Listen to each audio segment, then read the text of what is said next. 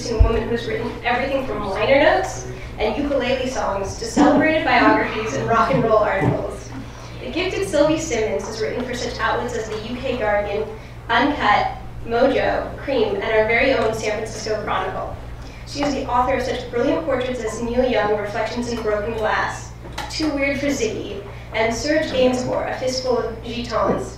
Sylvie's latest book, I'm Your Man, The Life of Leonard Cohen, is written with great depth and resonance. And while the New York Times has called it the major soul-searching biography that Leonard Cohen deserves, I'd like to think that this is the kind of biography that we readers deserve, one that is honest, artful, and intimate. We are so thrilled to have her here at Book Passage with us this evening. May we please give Sylvie Simmons a warm welcome.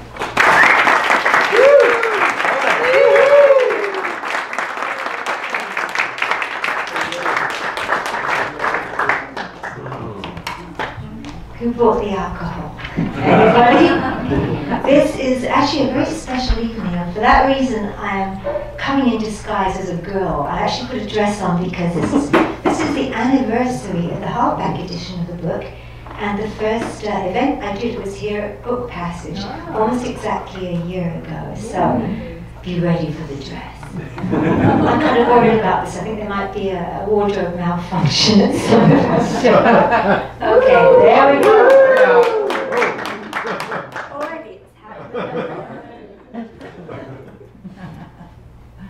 Get exciting once I start playing the ukulele with it. But anyway, so a year ago this book came out in hardback, and after labouring within four walls about it, and having the terrible task of having to sit in a room with Leonard Cohen and talk to him, and to lots of other people. It was such a great event, and it's been an absolutely wild adventure in the past year. And this book, this is the original advance I got of the book before it was in hardback. And I took it around the world, and I kept putting post-it notes in sort of for different chapters and different things to talk about. But now every page has got a post-it note. I don't find a damn thing. So I started post-noting somebody else's book. I just started this. It's going to take over. This is the new paperback edition, which is so beautiful. I'm really pleased with that. So where do I start? I should start with something, shouldn't I? I'll start with getting my glasses out. That's always a good sign. And reading the prologue of the book. It's only short, luckily. One of the reasons that I wanted to write the book was that, you know, apart from having loved Leonard Cohen since I was a tiny child and heard him sing the song Sisters of Mercy on a compilation album, and, you know, I'd been in love with the Beatles at that point, but then I was in love with Leonard Cohen, bought his album when I finally got some pocket money and was horrified that he looked old enough to be my granddad. But nonetheless, this did not stop my heart beating for him and his music. And, you know, I wanted to have that sort of spirit of Leonard Cohen in the book, if I possibly could. I wanted him to kind of somehow be wafting like a ghost or a Greek chorus or an intruder in the book, and every now and then he'll turn up in conversation. And the book starts and ends in a room with Leonard. And it's not the bedroom. He is a courtly man, elegant with old world manners. He bows when he meets you, stands when you leave, makes sure that you're comfortable, and makes no mention of the fact that he is not. The discreet stroking of Greek worry beads he carries in his pocket gives the game away. By inclination, he's a private man, rather shy, but if probing is required, he'll put his feet in the stirrups with dignity and humor. He chooses his words carefully, like a poet or a politician, with a habit of precision, an ear for their sound, and a talent and a taste for deflection and mystery. He's always like smoke and mirrors. And yet there's something conspiratorial in the way he talks, as there is when he sings, as if he were imparting an intimate secret. He's a trim man, there's no excess to him at all, and smaller than you might think. I've got heels on tonight, so he'll be about there, I think. Ship shape. You imagine he wouldn't find it hard to wear a uniform. Right now he's wearing a suit. He's dark, pinstriped, double-breasted, and if it's off the rack, it doesn't look it. Darling, says Leonard, I was born in a suit. Well, I can go now. Where's the drinks? It's fascinating actually. He kind of wasn't born in a suit, but he was born to wear a suit. It's very interesting. His father was was president of a clothing company in Montreal, very high-end clothing company that made very fancy suits. And his father was a character who kind of was always in a suit. Apparently, even when they were on vacation on the beach, there would be dad in his kind of English-style suit and spats and a boutonniere in his lapel. So there was a kind of formality about his dad and about the house they lived in. And so the income came from suits. And one of his friends, when I interviewed him, had told me that when they were kids, they used to design their own suits and kind of get the family firm to run them up. So he always had that sartorial side of him. And he was a very kind of neat and tidy little kid. He loved order. One of the things that was so amazing to find out about him was that he actually wanted to go to military academy as a kid. You just don't really think that a poet, a singer-songwriter would really be looking for the military. But he really wanted to, and it was partly because his father had been one of the first Jewish officers to serve the Canada in the First World War. He was born in Canada, obviously. And I think he loved the idea of the sort of military world and the order and discipline of it. And he was a very disciplined kid and a very happy kid, showing absolutely no sign of any kind of genius or worry for the most part of his early life. And when he was 9 years old, his father died. Leonard said it didn't really come as a surprise to him, and so he didn't cry. So it didn't really bother him because he always knew his dad was slightly ill a lot of the time. He would often have to walk with a very ornamental cane. And nobody quite knew, even Leonard, what happened, but something in the First World War had wounded in some way his father. And so his father died, and one of the results of this, actually there were two very interesting results. One was that on the day that everybody came in to see the body and the coffin in the living room, Leonard slipped into his parents' bedroom. And in the bedroom he took a bow tie of his father's from a drawer, and he slit it open. And the first thing he ever wrote, the first piece of proper writing other than just writing your name and doing stuff at school, he folded up and he put inside this bow tie and buried it. And so he kind of made a right to his writing at that moment. And he says that he doesn't remember what he wrote. Maybe he didn't, And he sometimes has said as a kind of one of his anecdotal lines that I think I'm always searching for that piece of writing whenever I'm writing. But it was a very, very interesting thing to happen. And then kind of even more importantly was that he was after that raised in a house of women. And because of that, he didn't have the kind of discipline of his father around, and this idea of being at military school went out of the window. His mother having lost her husband, basically because of World War I injury, didn't want to have her only son going off to military school. So after a lot of bargaining and pleading and emotionally blackmailing her, she let him have his father's gun, this big gun he kept in the drawer. And so this was his big memento of his father. And I guess this kind of strong, powerful man that sort of lived on in the back of his memory. And over the years, Leonard often had these little adventures. I might actually do a reading about one of them tonight, where he'd try and sign up to various armies and stuff. You wouldn't really think this.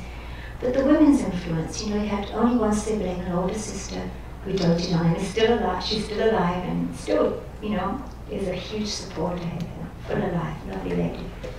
And his mom, who of course worshipped him and was chastising him at the same time, being a perfect Jewish mother. And because of their influence, he kind of was able to have a far more unconventional life. He didn't become a rabbi, and there were rabbis going back for generations in his family. He didn't become a lawyer.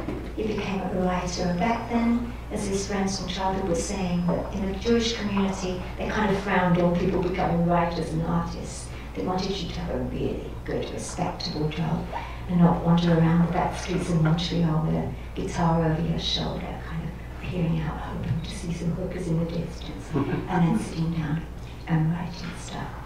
So I'm going to read a little passage has kind of become, like if I was the Beatles, this would be my hit, my hit passage, because it's nice and short and to the point, and so I like to read this one, and it's from the chapter House of Women.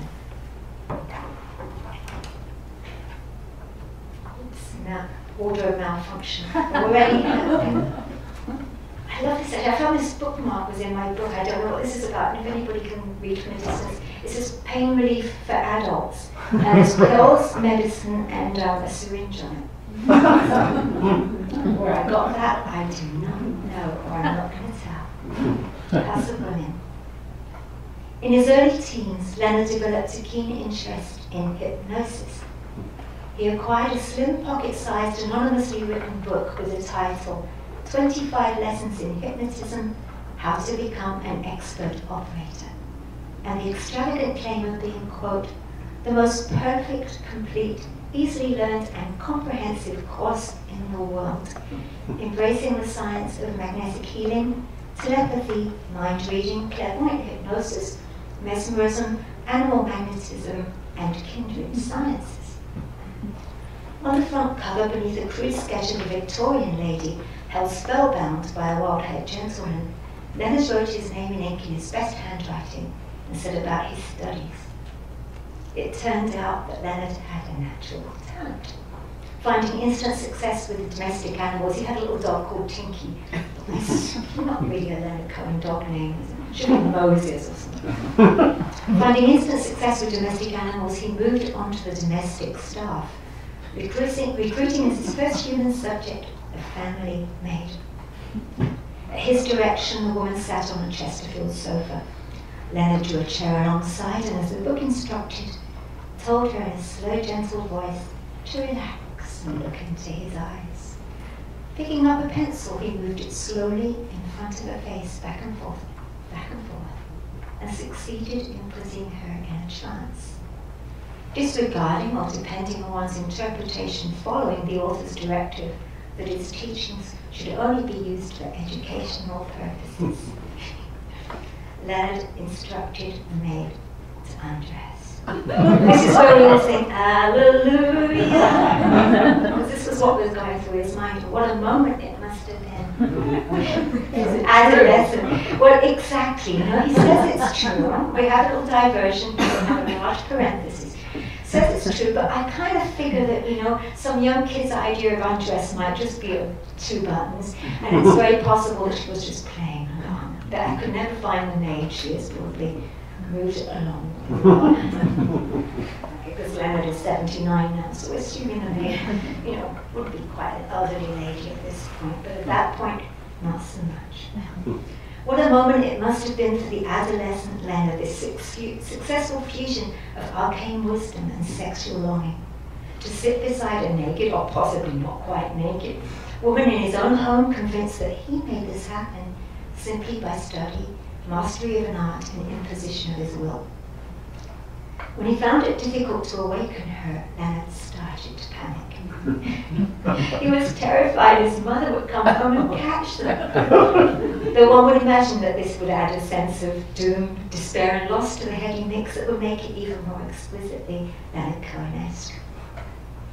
Chapter 2 of the Hypnotism Manual might have been written as career advice to the singer and performer Leonard would eventually become. It cautioned against any appearance of levity and instructed, quote, your features should be set, firm, and stern. Be quiet in all your actions. Let your voice grow lower, till just above a whisper. Pause a moment or two, you will fail if you try to hurry. When Leonard recreated this episode in his 20s in The Favourite Game, that was his first novel, he was a poet and then a novelist before he'd become a songwriter, he wrote, quote, he had never seen a woman so naked. He was astonished, happy, and frightened before all the spiritual authorities of the universe. Then he sat back to stare. This is what he had waited for so long to see. I mean, he was only about 13, 14 at this point, right? He wasn't disappointed and never has been. Although this is ascribed to a fictionalized alter ego, it's hard to imagine these sentiments were not Leonard's own.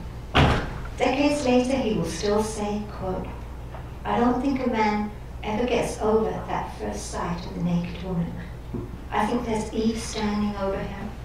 That's the morning and the dew on the skin. And I think that's the major content of every man's imagination.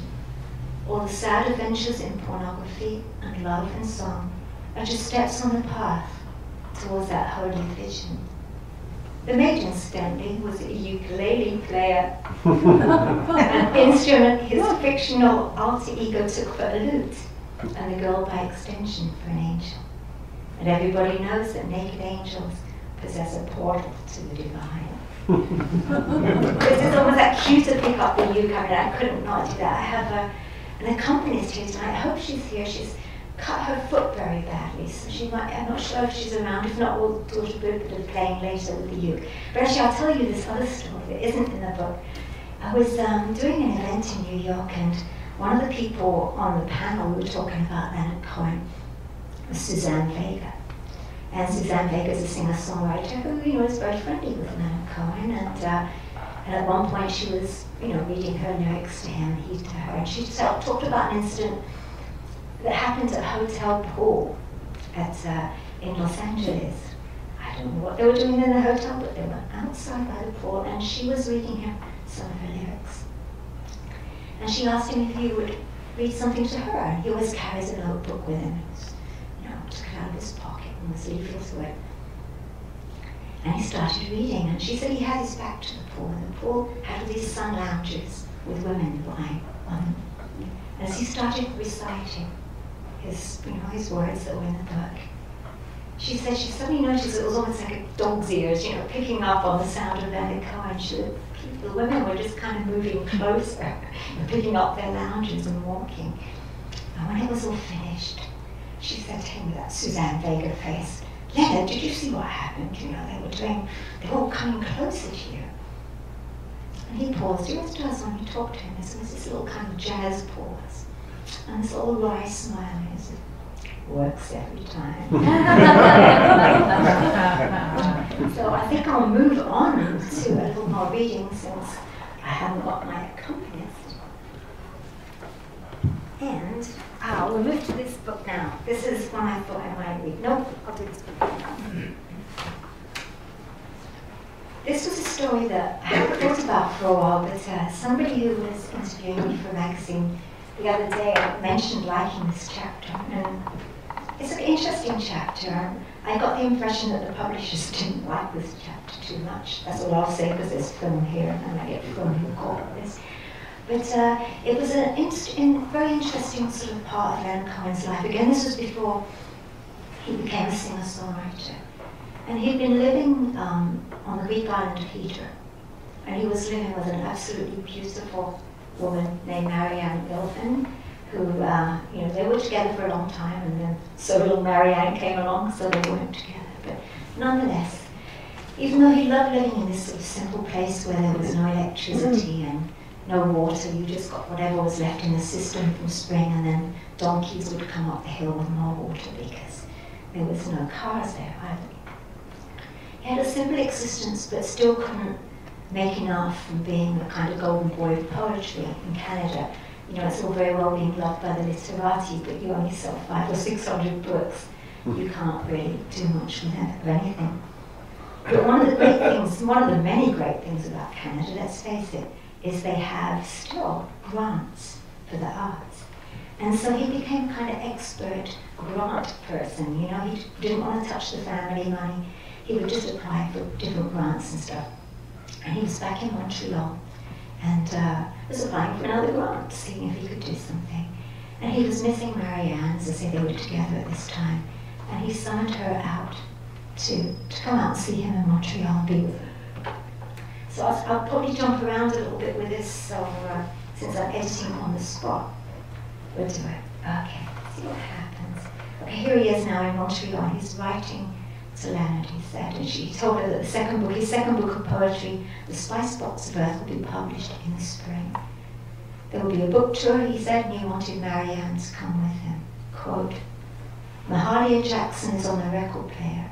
I'm right there with her, flying with you in that glory, pulling away the shrouds from the sun, making music out of everything." Man, he wrote a mean letter. The telegram he sent was shorter, but equally effective.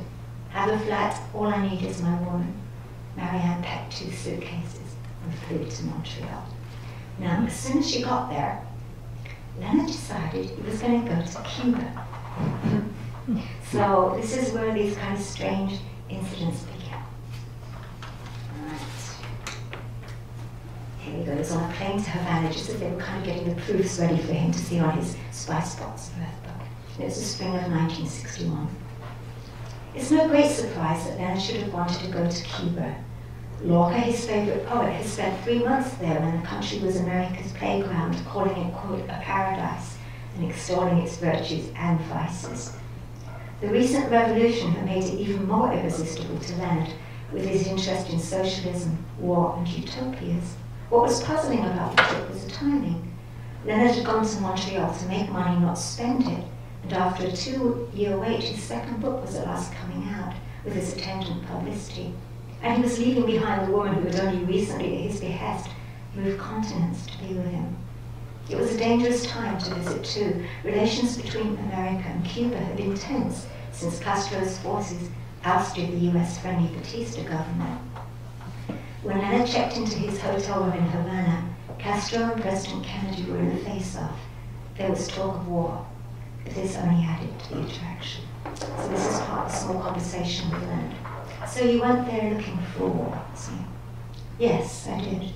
Just because of the sense of cowardice that drives people to contradict their own deepest understanding of their own natures, they put themselves in dangerous situations. As a test, a kind of test, and hoping for some kind of contradiction about your own deepest conviction. So I said to him, sounds like a male thing. And he said, yes, a stupid male trait. In Havana, Leonard dressed as a revolutionary soldier. Baggy mud green trousers, khaki shirt, beret. In tribute to Che Guevara, he grew a beard. It was an incongruous look.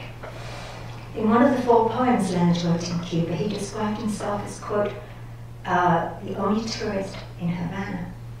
In a song he wrote 12 years later about his Cuban experiences, Field Commander Cohen, he described himself with no justification whatever as our most important spy, wounded in the line of duty, parachuting acid into diplomatic cocktail parties.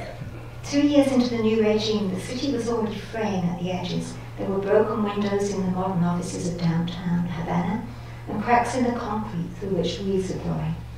The grand colonial houses where millionaires once lived were now homes to peasants whose goats chewed lazily at brown stubble, recognizable only to professional botanists as having once been lawn. But despite Castro's having overturned the moneylenders' tables, closed the casinos, rounded up the hookers and sent them off for retraining, there was still a nightlife in Havana, and plenty of women to be found. Leonard found them. He drank into the early hours of the morning in one of Hemingway's favorite bars, and following his routine in Montreal, New York, and London, wandered the alleys of the old town, a notebook in one pocket, a hunting knife in the other. Let me see if I can jump onto this. Like a good tourist, Leonard wore postcards. In the card he sent Jack McClelland, he joked about how good it would be for publicity if he should be killed in Cuba. Jack McClelland was his Canadian publisher. He sent 3 cards to Irving Layton, this being kind of almost a mentor to him, his older best friend, a kind of enfant cerebral poetry in Canada. He sent 3 cards to Irving Layton, including one with a picture of Munch's The Scream, and a quip about being another man who fled from a woman screaming. If this was a reference to Marianne, it was a curious one, since he had asked her to come to Montreal, and the relationship was not over. But if Leonard sometimes appeared to court domesticity, he also ran from it. It was much more exquisite to long for somebody than to actually have her there beside him. On April 15th, a group of 8 Cubans exiled in the US led bomber raids on 3 Cuban airfields. A couple of days later, late at night, writing at the table beside the window in his room at the Havana Hotel, Leonard was surprised by a knock at the door. In the corridor was a man wearing a dark suit. He told Leonard, quote, his presence was urgently required at the Canadian embassy. Leonard, still in his military khakis, accompanied the official. Finally, Field Commander Cohen was being called into action. At the embassy, Leonard was led into the vice consul's office. The vice consul didn't seem impressed by him. He told Leonard, quote, "Your mother's very worried about you." Having heard the reports of the bomb attacks and talk of war, Marsha got on the phone to a cousin, a Canadian senator, and urged him to call the embassy in Cuba and have them track Leonard down and make sure he came home. When I was reading this through as I was writing it, I kept thinking of that Monty Python's, Life of Brian. You're not the Messiah, you're a very naughty boy. But I should say he was like 26 years old, so there we are. But I guess once a Jewish mother, always a Jewish mother. Of all the reasons for this summons that had gone through Leonard's mind on the drive to the embassy, this was not one of them. At 26 years old, he was long past the age of having his mother tug at his leash. At the same time, he was rather on the old side for swashbuckling and dressing up. It was understandable that Masha would be concerned. War held little romance for her, since she'd witnessed one and nursed one wounded veteran, Leonard's father. But Leonard chose to stay. He was in Havana on the day of the Bay of Pigs invasion. From his hotel room, he could hear anti-aircraft fire and see troops running in the street. Anyway, he finally left there. He kind of talked to a bunch of artists and writers over time in the bars of Cuba and was hearing about people getting arrested and put away. And so it was kind of souring the whole idea of revolution for him.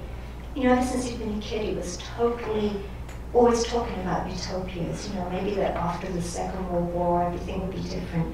And, it was one of those things where he thought that it was all kind of going to work, and it didn't. I'll move back into the thing here. He said, I felt that I was defending the island against an American invasion and planning that invasion at the same time, he said. I was behind everything. I couldn't see the megalomania that made up my perspective at that time.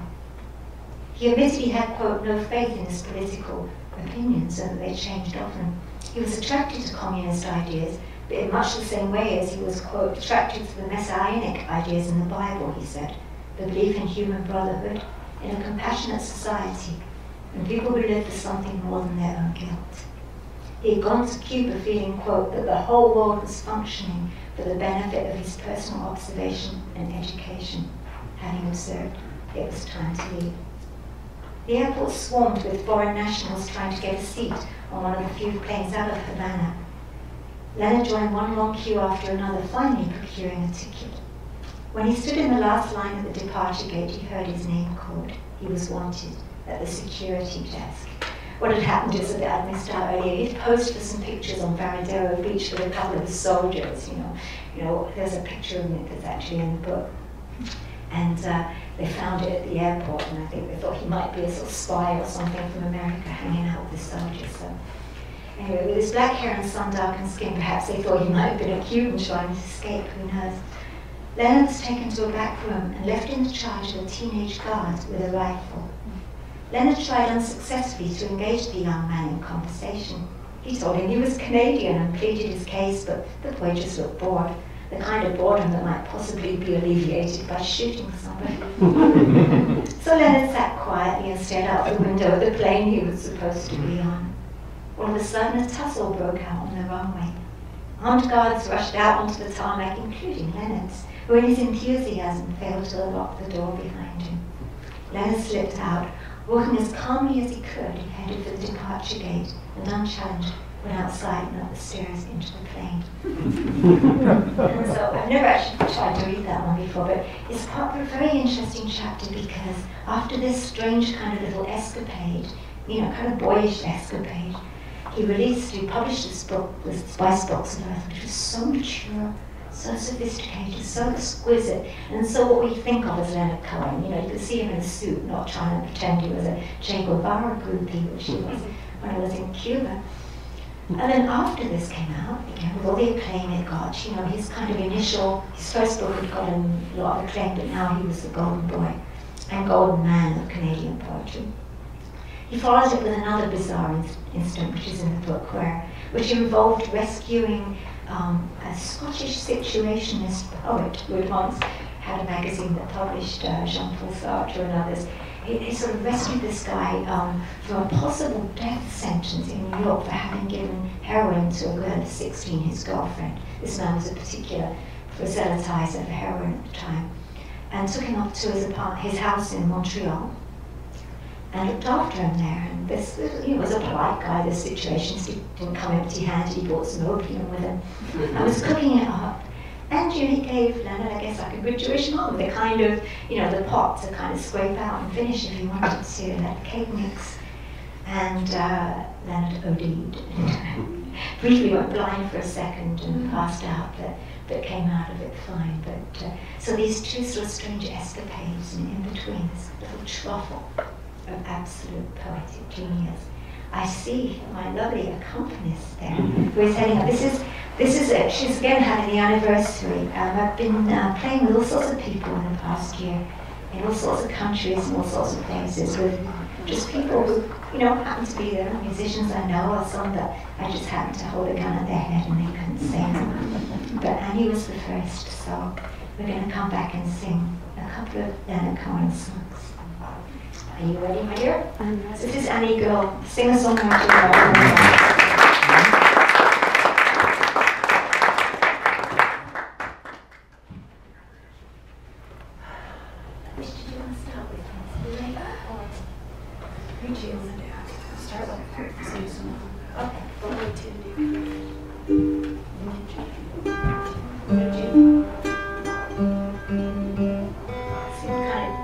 Youths are never in tune. The youth players in the room are glad to see some here know that we don't really care about the child.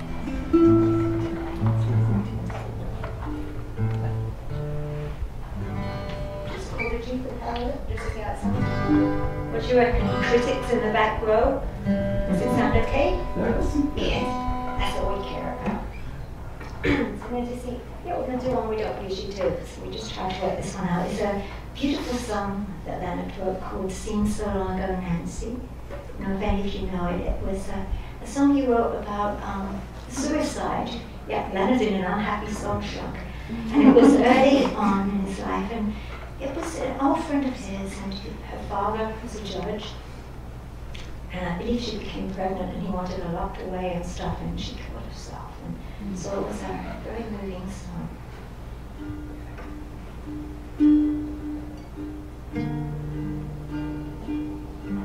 It seems so long ago. Nancy was alone, looking at the Late Late Show through a semi-precious stone. In the house of honesty, her father was on trial.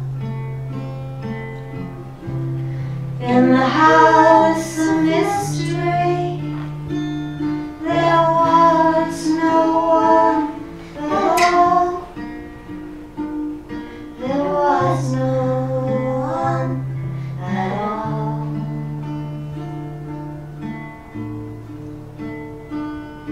It seems so long ago. None of us was strong. Nancy wore green stockings, and she slept with everyone. She never said she'd wait for us, although she was alone. I think she fell in love for us in 1961. In 1961.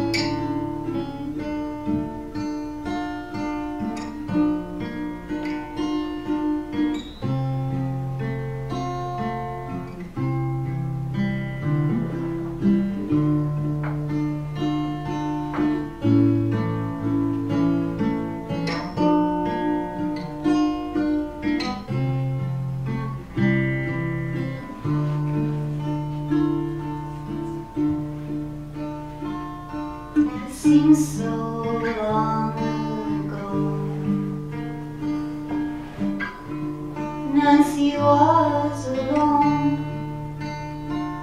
The 45 beside her head, an open telephone. We told her she was beautiful. We told her she was free, but none of us would meet her in the house of mystery, the house of mystery.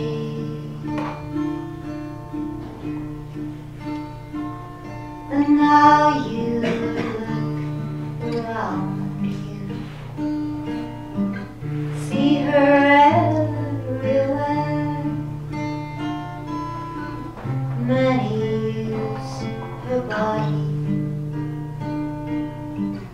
many comb her hair, and in the hollow of the night, when you are cold and numb, you'll hear her talking freely now. She's happy that you've come. She's happy that you've come.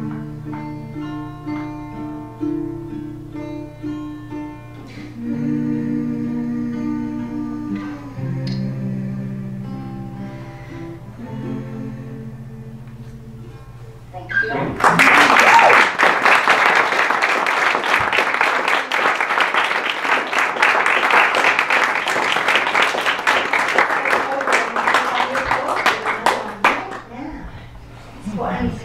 Song. We might have to all it off. We want sympathy about it. Come on, I'm working on sympathy. We're going to make it.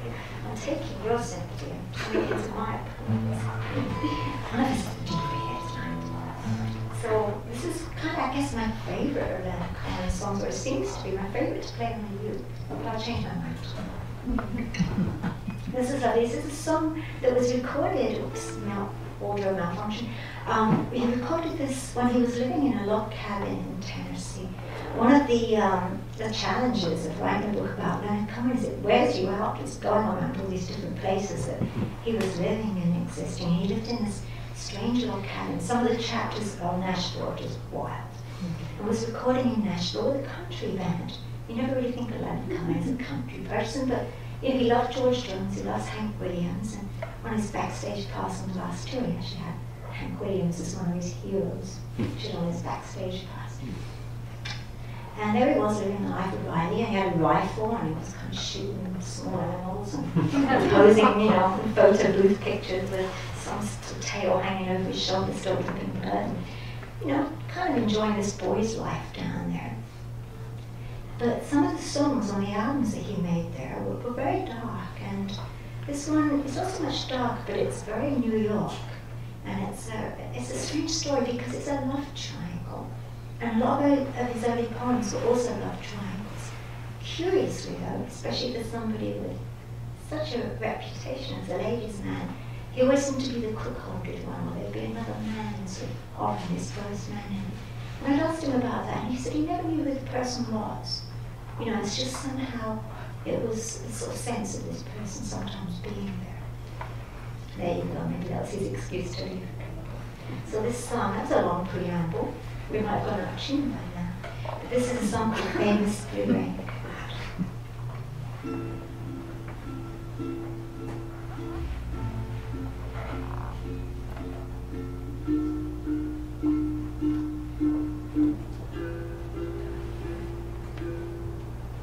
It's 4 in the morning, the end of December.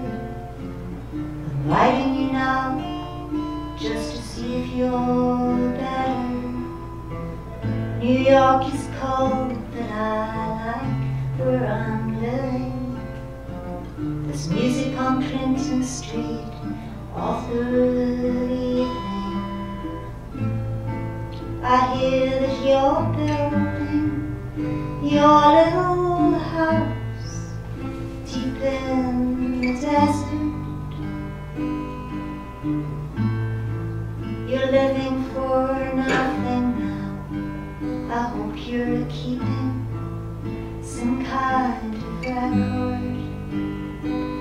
and Jane came by with a lock of your hair. She said that you gave it to her the night that she plans to go clear.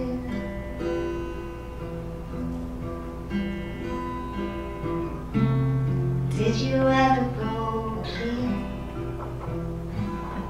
Well, the last time we saw you, you looked so much older. Your famous blue raincoat was torn at the shoulder. You'd been to the station to meet every train, and then you came home without Lily Marlene. And you treated my woman to a flake of your love. And when she came back, she was nobody's wife. Well, I see you there with a rose in your teeth. One more thin gypsy thief. Well, I see James awake.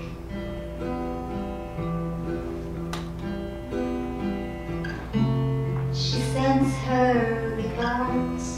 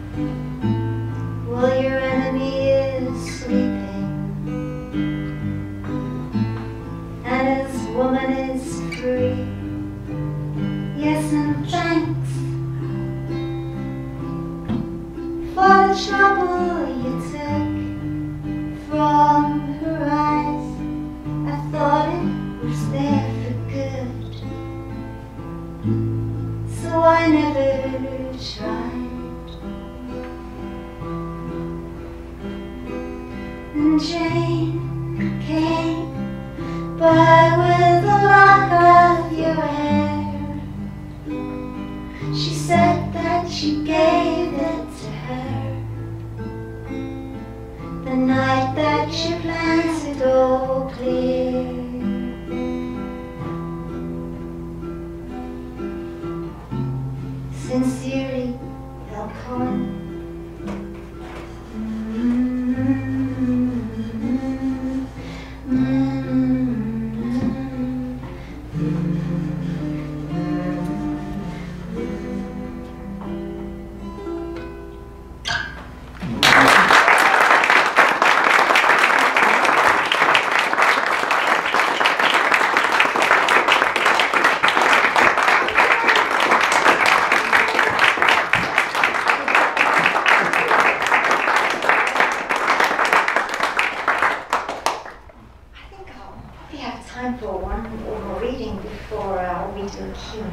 Is there any particular passage of anybody's life that Leonard wants? And I'll try and find the appropriate post-it note.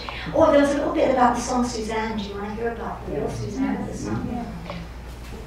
Just making life complicated was there were two Suzannes, there probably were more than two Suzannes, but there were two notable Suzannes in Leonard's life, and the woman who was the Suzanne of the song was not the Suzanne who was the mother of his only two children. And I met Suzanne, and very, very interesting lady. She used to be a choreographer and dancer before she became the subject of the song. So let me tell you a bit about that. We move over to the borrowed. Right. There it is.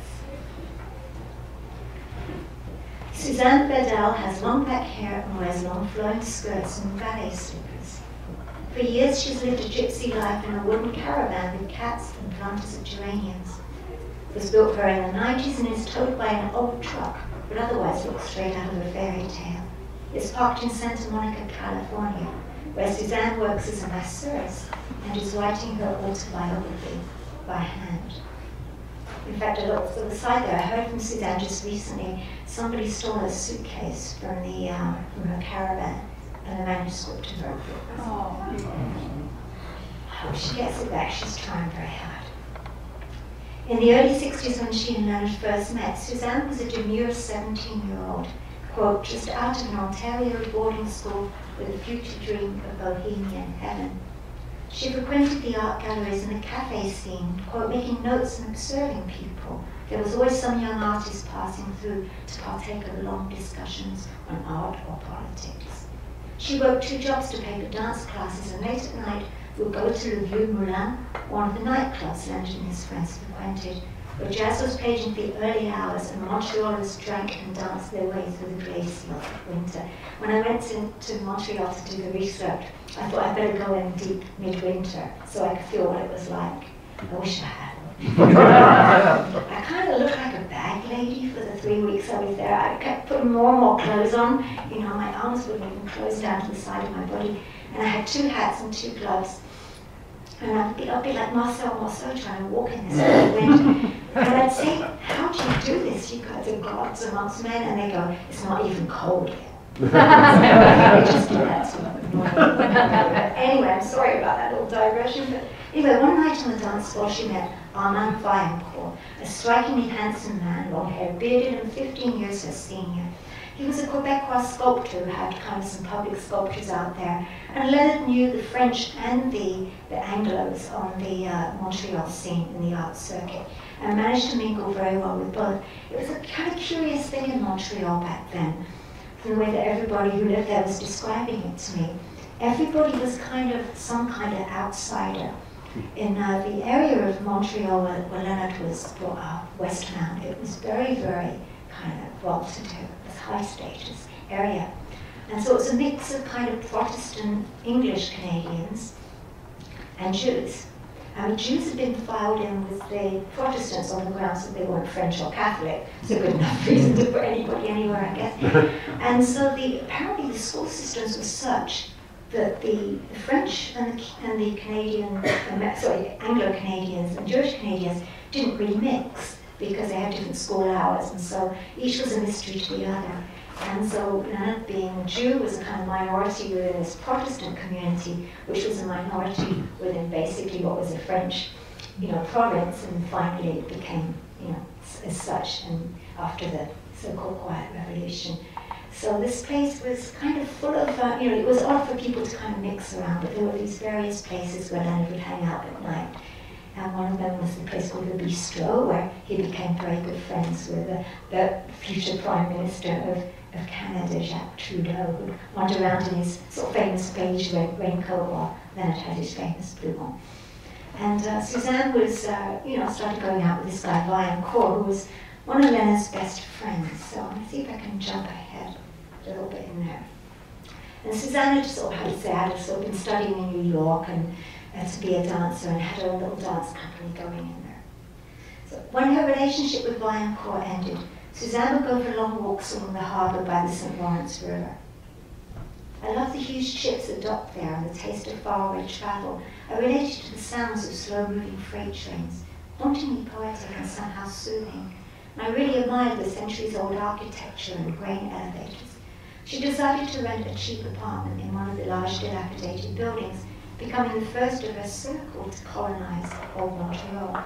Today the area is fashionable. The half-abandoned rooming house from the 1850s where she lived with her child became a hotel charging $300 a night. I tried to stay there for a room.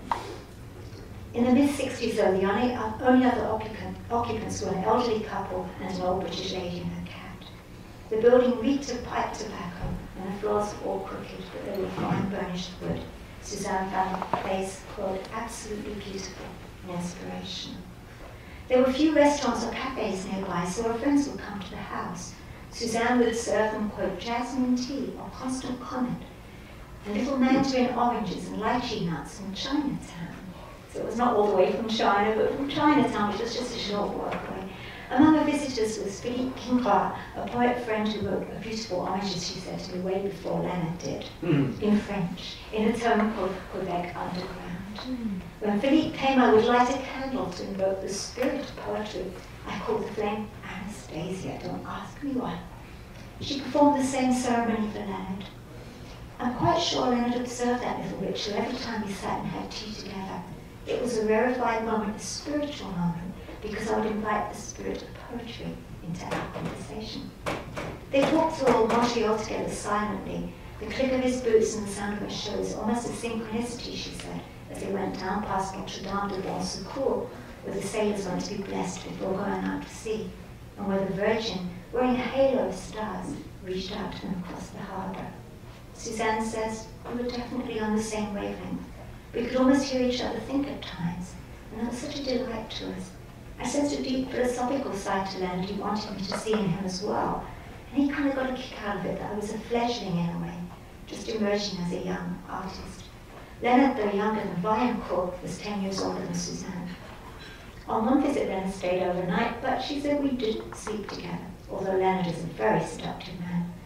I didn't want to mar or contaminate the purity of my esteem for our relationship, and for him and myself. In August 1967, Suzanne left Montreal for San Francisco. It was around this time, she says, that she learned from a mutual friend that Leonard had written a poem about her called Suzanne. Not long after this, when somebody played her a record of Judy Collins singing its words, she discovered it was also a song. It's interesting, Judy Collins was another of the many women in Leonard's life that kind of enabled and supported him. Judy wasn't one of his lovers. She said, I had enough trouble with him without that, you know. But she, like, you know, his mother and his sister really supported his art. And before Leonard ever got a record deal, she would cover two of his songs on her album, and so made his name quite well known. Helped him to get the record deal and actually took him on the stage for the first time. He was very shy to go on the stage. But anyway, not long afterwards, they played this Judy Collins song. The first time Suzanne heard it, she says she felt, quote, cut to the core, like someone was holding a magnifying glass to my life.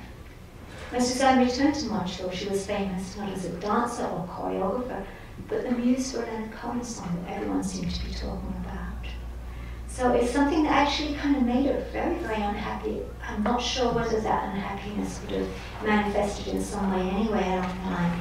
But it kind of, she felt almost as if that this person had almost stolen her soul in the way, I guess they always say that if you take photographs of certain tribes, you know, you're stealing the soul. And so she, I think, felt that somehow she deserved to be more than just the muse for a song. Maybe even get paid for it, but Leonard by then had moved on. So there's a long discussion of that and about the muses in the book. And I'll just see what Leonard says about the song. I'll jump forward to his words on it. Okay. Oops. Okay. Leonard has spoken about the song and its muse often over the years, because it was his first, and until Alleluia started taking the steroids, his best known song. Interviewers keep asking him about them. In the liner notes for a 1975 greatest hits album, Leonard wrote, quote, everything happened just as it was put down. She was the wife of a man I knew. Her hospitality was immaculate. To the filmmaker Harry Rasky in 1979, he said, an old friend of mine, his name was Suzanne, invited me to a place near the river. The purity of the event was not compromised by any carnality.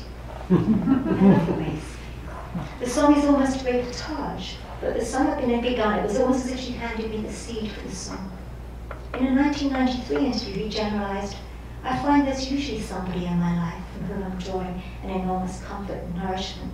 I always find there's someone I can describe without whom this song would not have happened." He also spoke about it at length in a BBC radio interview in the 90s. Quote, "The song was begun, and the core pattern was developed before a woman's name entered the song. All I knew it was a song about Montreal. It seemed to come out of that landscape that I loved very much, which was the harbour and the waterfront and the sailors' church there called Notre Dame de Beausecours by the river. I knew that vision. And into that picture came the wife of a friend of mine. They were a stunning couple around Montreal at the time, physically stunning. Everyone was in love with Suzanne Vaillancourt, and every woman was in love with Armand Vaillancourt. But one would not allow oneself to think of toiling at the seduction of his wife. She served me constant comment tea, which has bits of oranges in it, and the boats were going by. And yes, I touched her perfect body with my mind, because there was no other opportunity." Okay. In recent years, he described Suzanne as, quote, "a kind of doorway. I have to open it carefully, otherwise what's beyond is not accessible to me. It was about the beginning of a different life for me, my life wandering alone in Montreal." In a letter Suzanne sent me following our interview, there was a footnote. Leonard has stated publicly that he did not attempt to seduce me. He forgets that much later, when he achieved great fame, I had the opportunity to visit him in an East End hotel on Rue Saint-Laurent. I was back from my travels and wanted to wish him well.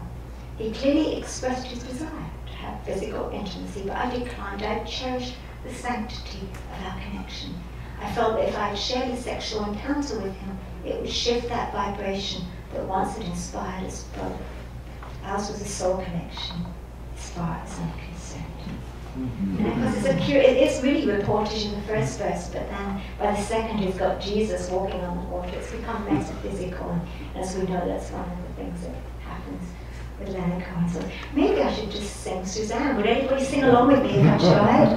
If you don't sing along, I'll stop, because I'm doing this. I'm very bossy. Anyone who knows me can tell.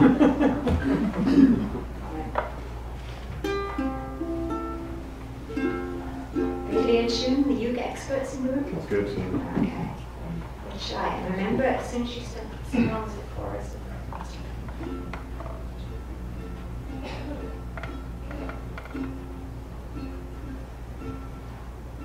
Suzanne takes you down to the place near the river.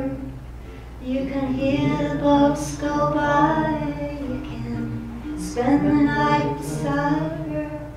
You know that she's that crazy, but that's why you wanna be there.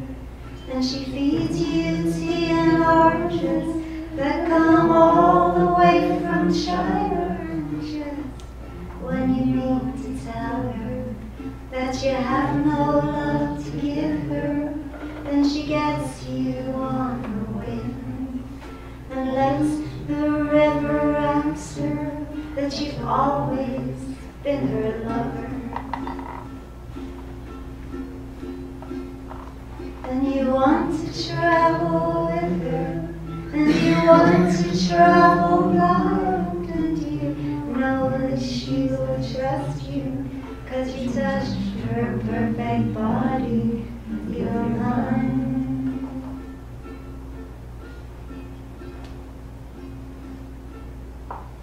And Jesus was a sailor when he walked upon the water, and he spent a long time watching from his lonely wooden tower.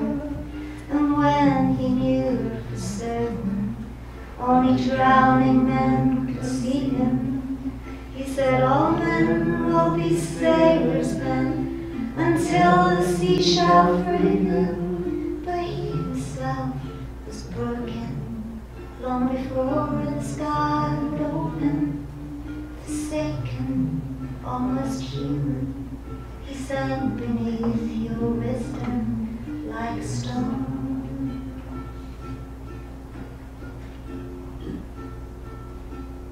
And you want to travel with him, and you want to travel blind, and you think maybe you'll trust him, 'cause he's touched your perfect body with his mind.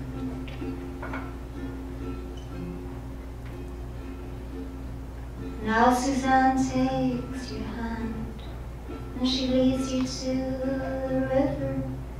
She is wearing rags and feathers from Salvation Army counters, and the sun pours down like honey on Our Lady of the Harbor. And she shows you where to look among the garbage and the flowers. There are heroes in the seaweed, there are children in the morning. They are leaning out for love, and they'll lean that way forever, while Suzanne holds the mirror. And you want to travel with her, and you want to travel blind, and you think that you can trust her, 'cause you touched your perfect body with her mind.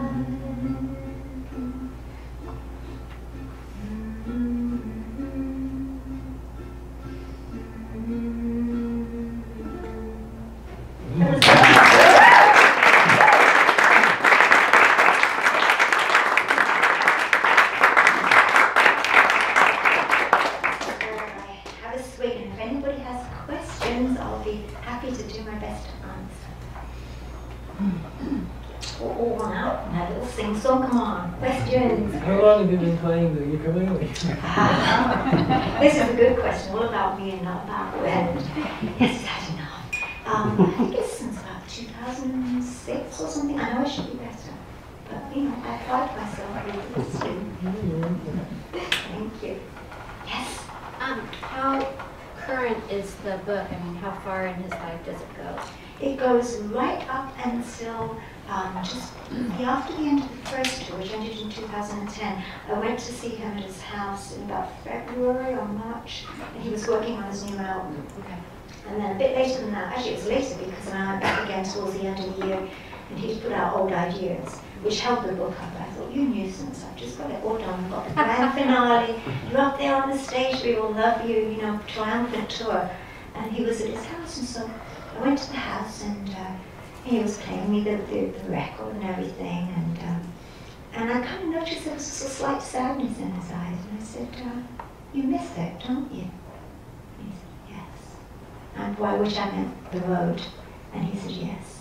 And I think that the album was an excuse to go back on the road. Somebody who had spent his life conflicted about touring, never really liked it. He was a shy man. Always felt, kind of, not so much stage fright as frightened for his work, that he was kind of prostituting it in some way, or pimping it by playing the same songs every night on stage. But now he loves to tour, loved his companions on the road, and was having the time of his life. Very happy man. Last time I saw him backstage, he seemed to have dropped 10 years from his age. Very happy looking man. Yes. Do you have any anecdotes about If It Be Thy Will? Oh, well, that was one that is very interesting, because having stayed up at the monastery on Mount Border, where Leonard went for 5 years and was finally ordained to Buddhist monk while he was there, I kind of was driven mad after 2 days. I'm such a wimp, and I tried to escape. Let me go, please, I'm English. Passport to prove it. You know, like I'm in the Cuba airport. And this place was a broken hill. I mean, it looked like a rock pile. It was almost like this mountain was still trying to build itself and was stacking these big rocks out. It was a very barren place. And, you know, in the words in the song is from this broken hill. All your praises they shall ring, if it be your will to let me sing. And it was a kind of very broken time for him, you know. It was, you know, he'd suffered for his whole adult life from serious, serious depression. Not the blues, as he said, but waking up every morning thinking, what do I do to get through this day? You know, what combination of women, you know, sex, drugs, wine, work, what can get me through another day? This was over and over in his life. And every now and then there would be times when he just reached the bottom, you know? And there was this point when he was writing that song.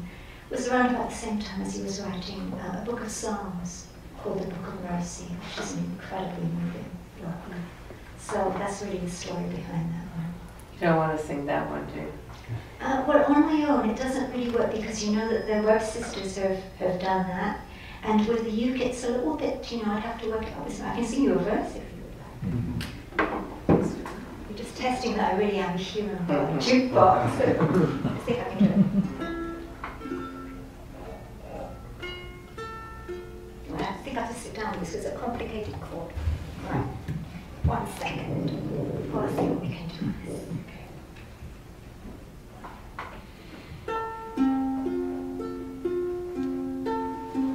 Be all well,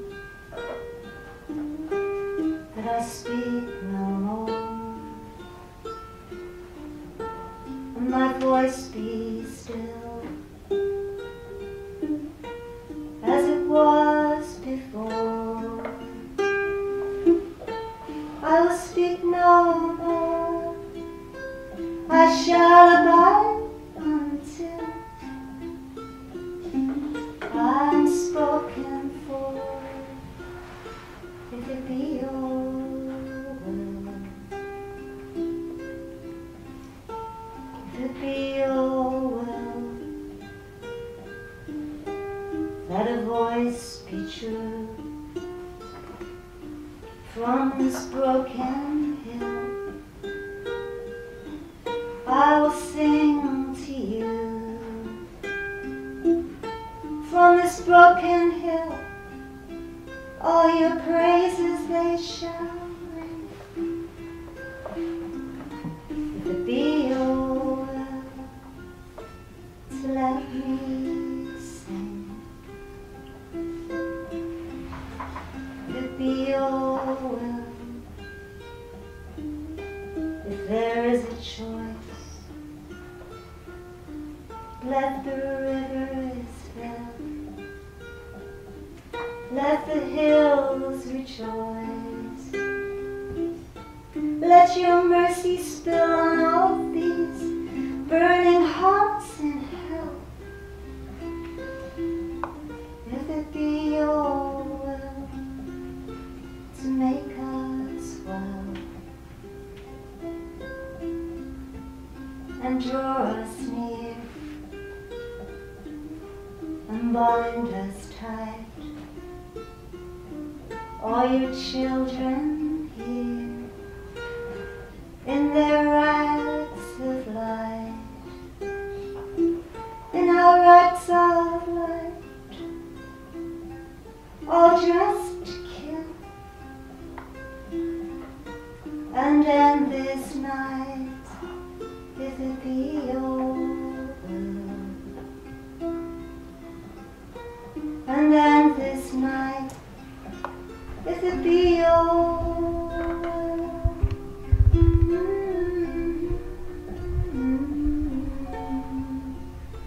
If it be your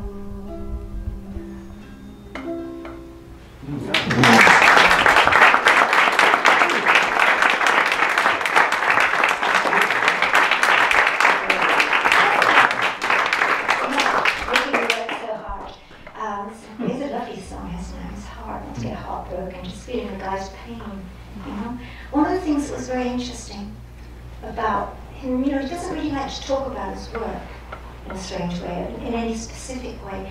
He's kind of superstitious about it, like whatever magic created it, you know, whatever hypnotism or whatever created it would somehow escape him if he kind of talked about it too in such a detailed way. But one thing we did talk about was his perfectionism. Now, if there's nothing worse than being depressed, it's being depressed and a serious writer, which means you've got to spend a lot of time locked away by yourself, digging deep when there's a lot down there that maybe you don't want to bring up. But when he brought this stuff to the surface, he would hone it and go back to it for literally years. Literally years. There's no books I've seen full of words for one song or one poem. Maybe it's not even come out. And he said what it was a search for authenticity. He'd think he'd got it right, but then he would get up and sing it, and he'd realize that it wasn't fully authentic.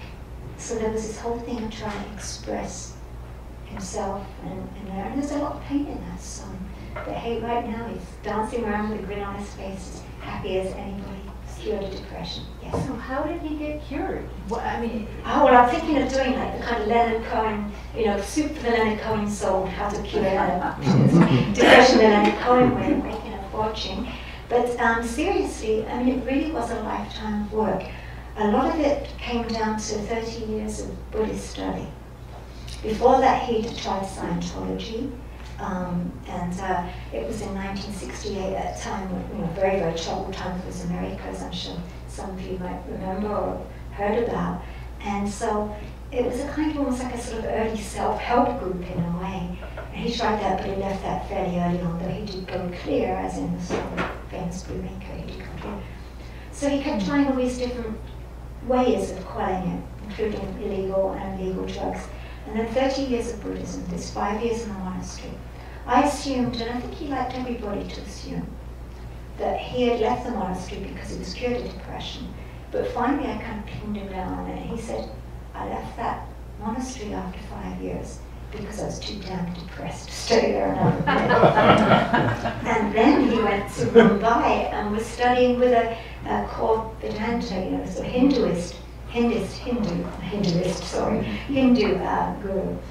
And so between the two of them, the guru in India and Roshi, his Rinzai Zen guru, he just said he woke up one morning, he said, I can't say how it happened. He said, as my mom said, don't look a gift horse in the mouth, I'm cured. He said, just one day I woke up and I was looking out the window, and he's got this little house in LA. So I was looking out here and pointed inside, I saw the cars on the street, and I saw the sunlight kind of bouncing off the roof.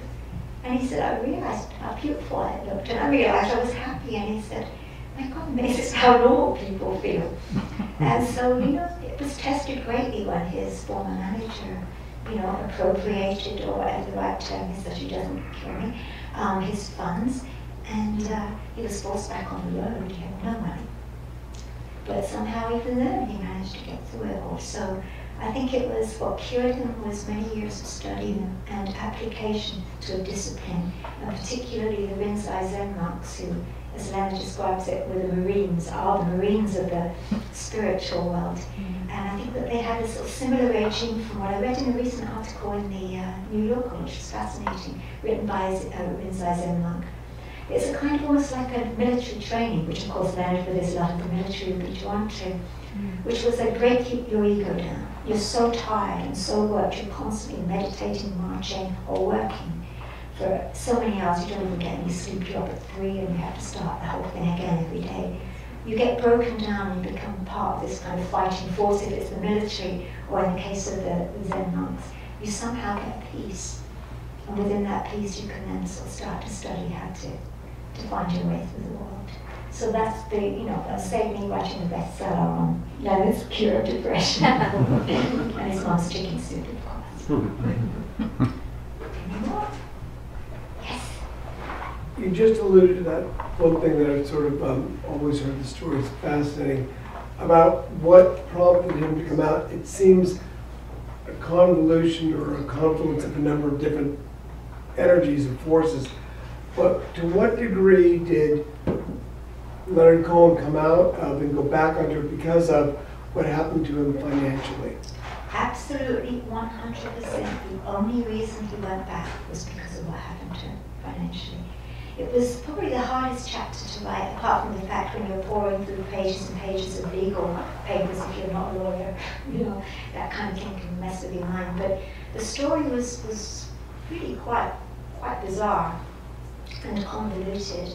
But he was, he'd given his power of attorney to his manager and very long time friend, and who had also been a previous lover, and everything had been fine between them for years and years and years, and then suddenly this strange thing happened that apparently involved a sort of cabal of Tibetan financier Buddhists. You can't make this thing up. There's also a grey African parrot that shouts, there are dead people when the SWAT team comes in. I mean, the story is so crazy. You can imagine the publisher's lawyers were just going through this with every possible fine-tooth comb imaginable.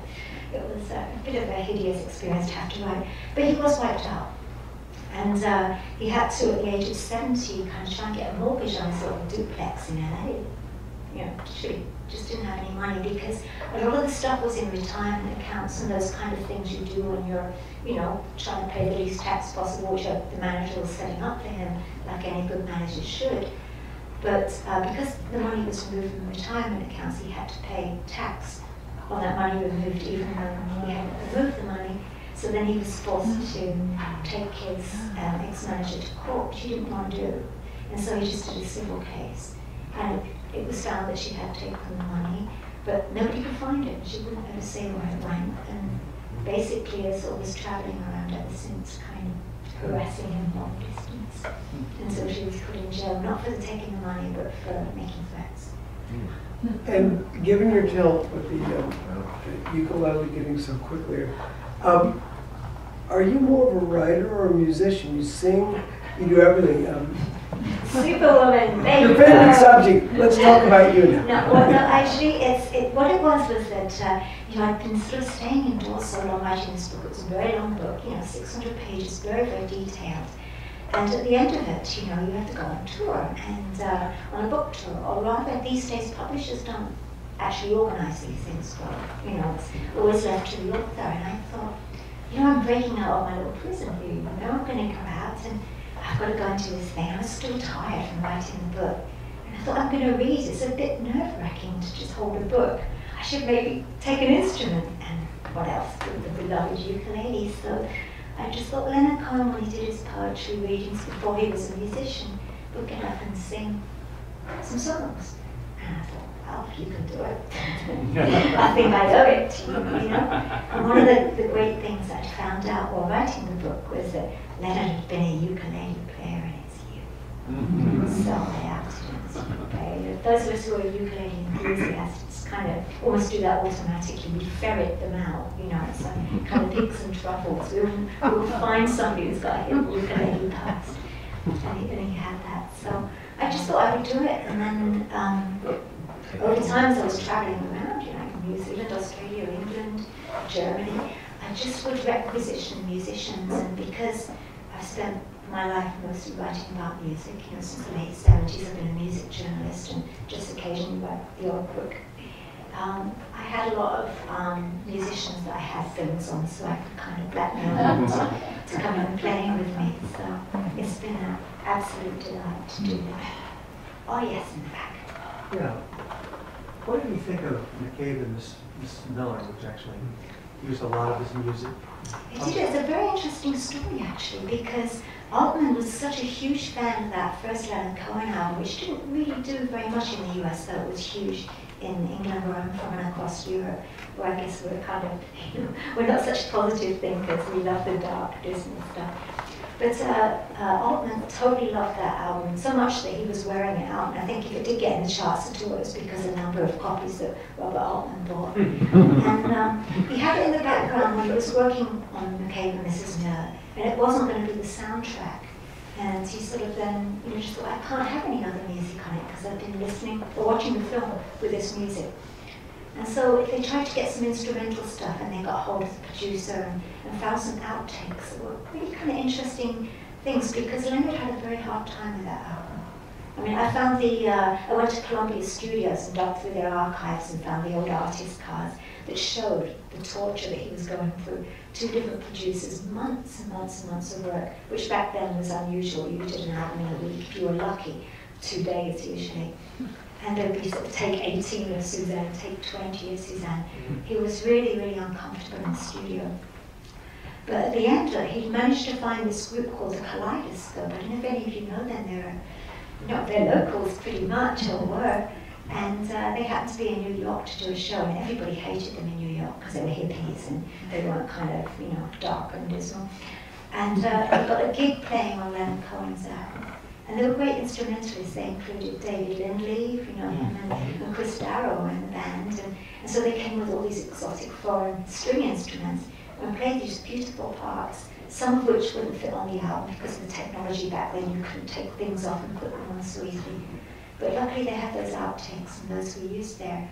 And here Leonard knew Altman, they're just sort of, funny enough, when he met his now ex-fiancée Rebecca De Mornay, it was at a party for Robert Altman. So there's some connections that go through there. And yes, he loved the film. I think this will have to be the last Okay, question. last, who's gonna be brave enough to be the last? Thank you. Neil Young, Leonard Cohen, what is it with you and Canadians? Well, there's also French in there, so I actually tried to draw a Venn diagram, and it's kind of interesting because there's two Jews, two Canadians, you know, and you sort of get these crossovers on it. Really, what it's about is that I think there's enough books out there. You shouldn't say that in a bookshop. It's kind of, you know, against all the religions and everything with bookshops. But, you know, I kind of are drawn to people who, sometimes when I read about them, I think there's something else that we need to know in here. Or also just people who are sort of like templates.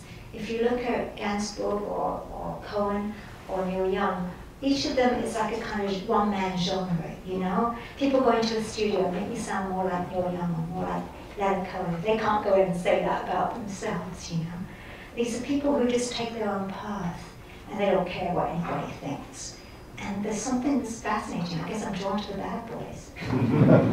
Canadians can still be bad boys. Thank you so much, everybody.